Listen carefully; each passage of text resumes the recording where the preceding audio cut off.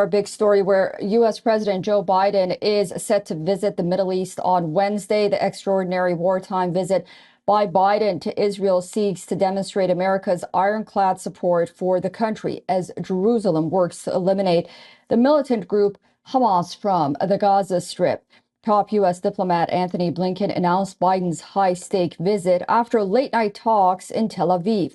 Blinken confirmed that the day-long trip to the region will reaffirm America's support for one of its closest allies. On Wednesday, President Biden will visit Israel. He's coming here at a critical moment for Israel, for the region, and for the world. And he's coming here to do the following.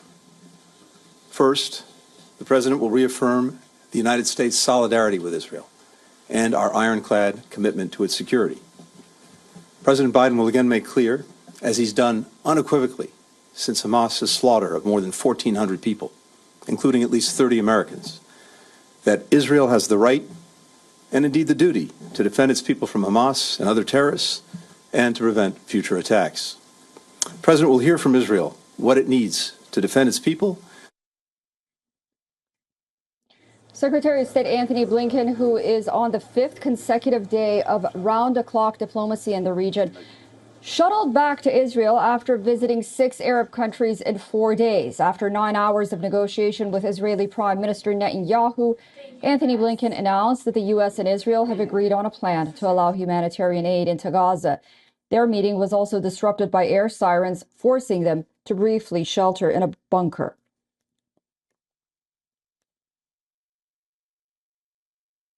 Today, and at our request, the United States and Israel have agreed to develop a plan that will enable humanitarian aid from donor nations and multilateral organizations to reach civilians in Gaza, and them alone, including the possibility of creating areas to help keep civilians out of harm's way. It is critical that aid begin flowing into Gaza as soon as possible.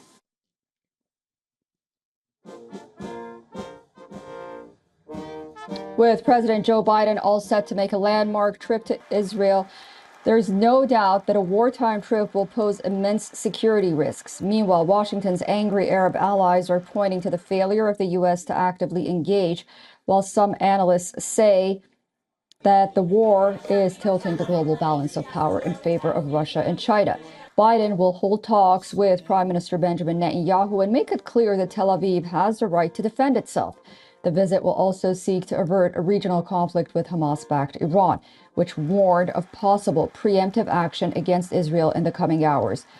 Repeated fire in recent days along Israel's northern border with Lebanon has claimed lives on both sides and compounded fears of a regional spillover of the war. Biden's visit also comes amid frantic diplomatic efforts to ease the deepening humanitarian crisis in Gaza. The timing of the U.S. president's visit is highly sensitive. Israel is gearing up for a ground invasion of Gaza and hitting it with air and artillery strikes. And then, of course, the security risk that I mentioned earlier. U.S. Secretary of State Anthony Blinken was taken to a bunker after air raid sirens went off as he visited Netanyahu in Jerusalem on Monday. Now, if you remember, the last time President Biden made a last-minute and highly secretive trip abroad was back in February when he visited the Ukrainian capital, Kyiv, around the one-year anniversary of Russia's invasion. Now, this conflict is forcing a new assessment of the administration's immediate foreign policy priorities. From its first months in office, the Biden administration made a distinctive decision on its West Asia policy. It deprioritized a half a century of efforts by past presidents, notably Democrats, to try to broker a broad and lasting peace deal between Israel and the Palestinians. Administration officials early on sketched out what they called Biden's policy of quiet diplomacy. They advocated for more modest improvements in Palestinian freedoms and living conditions under the Israeli Prime Minister's hardline government. Netanyahu's government has encouraged settlements in the West Bank and includes coalition partners that oppose the U.S.-backed two-state solution. The less ambitious approach was in line with Biden's determination to pivot his foreign policy focus from West Asia hotspots to China. But the long-term risks of sidelining the Israeli-Palestinian conflict exploded back into view with Hamas attacks on Israel and Tel Aviv's heavy bombardment against Gaza. For Biden, walking away with a deal on containing the regional crisis may be crucial, according to some analysts. All right, for more on this, we are now being joined by our correspondent, Sidon Sybil from Ground Zero. Sidon, good to see you, safe and sound.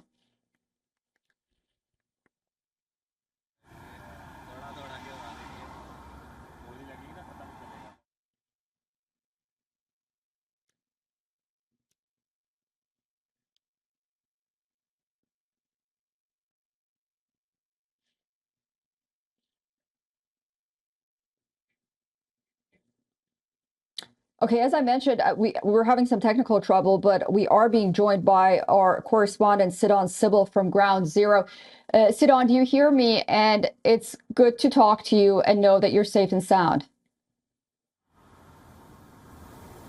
Well, yes, I can clearly hear you, Susan. I'm standing here in Netivod in southern Israel, which just like 20 minutes ago came under rocket attack, which the WION team also saw. But the situation remains precarious and very fluid in southern Israel, where we have seen a lot of troop movements, even as we know that focus remains on diplomacy, as you mentioned.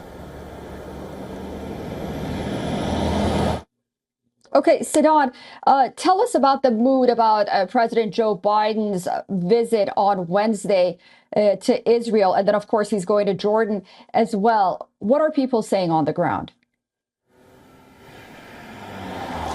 Well, will diplomacy give that last chance before things could get worse is the big question, and the Americans are trying their level best. We saw the U.S. Secretary of State Anthony Blinken visiting Tel Aviv twice. The meeting which happened just yesterday saw sirens blaring even as he was speaking and meeting with the Israeli Prime Minister. But essentially, the Americans are hoping that they could diffuse the tensions. The president will be in Tel Aviv. He will be meeting Prime Minister Netanyahu, but he will be then traveling to Jordan, where he's expected to hold a meeting with the Palestinian president, with the Jordanian leadership and the Egyptian leadership.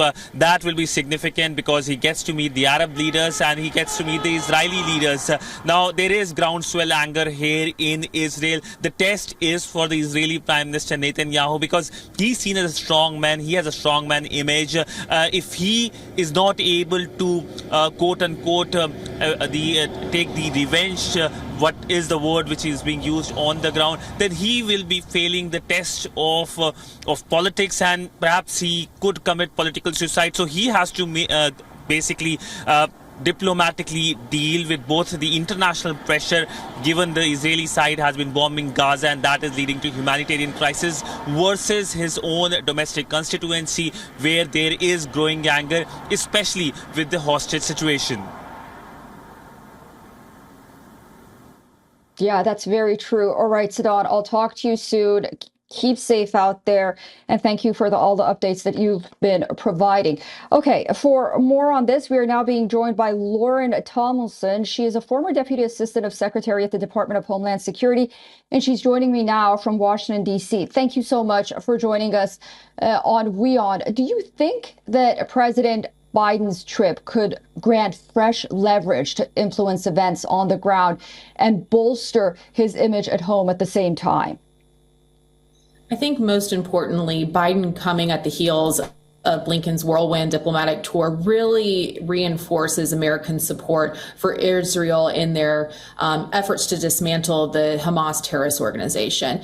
I do think that domestically it's important for Biden to continue to communicate frequently, transparently, honestly, all the time about the threat that Israel faces, the civilians being killed, and the support that America has for Israel during this time as they try to beat back the Hamas terrorist organization.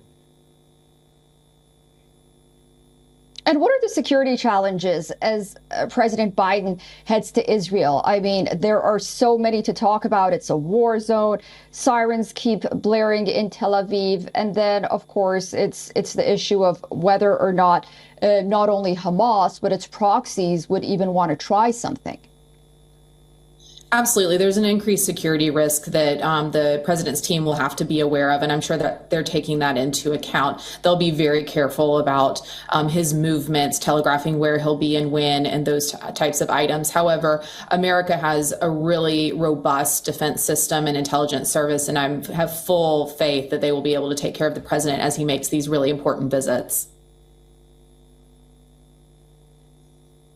Yeah, and the timing is just extremely sensitive. It comes at the cusp of a possible ground invasion of Gaza. I'd love to know what you think about that. Would this sort of stall this ground invasion, or if the ground invasion goes on ahead, would perhaps Hamas again and its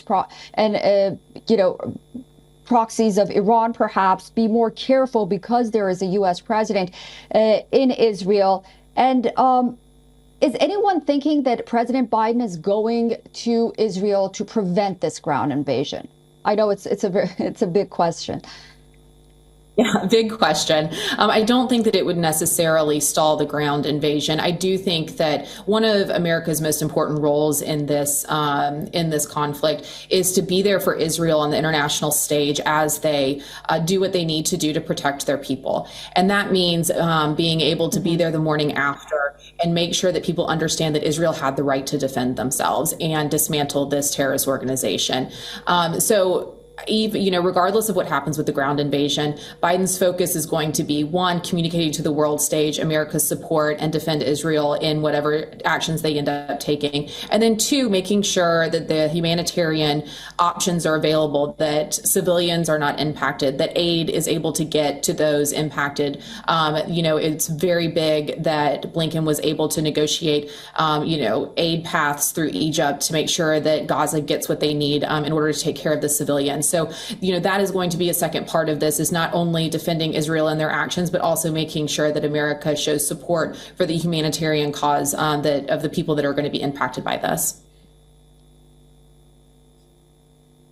Lauren Tomlinson, thank you so much for joining us from Washington, D.C., former Deputy Assistant of Secretary at the Department of Homeland Security. Your insight is so valuable. I hope to speak to you again very soon. Thank you.